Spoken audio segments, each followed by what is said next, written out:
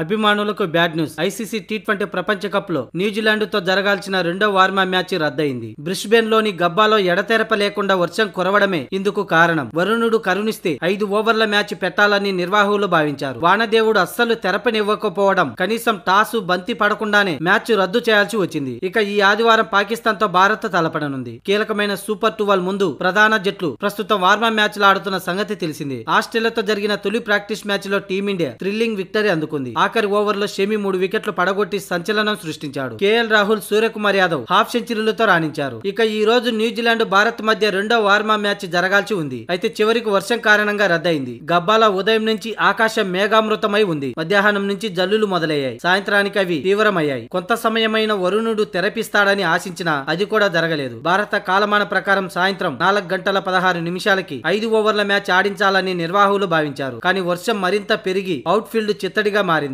దీంతో మ్యాచ్ ను రద్దు చేస్తున్నట్లు అంపైర్లు ప్రకటించారు.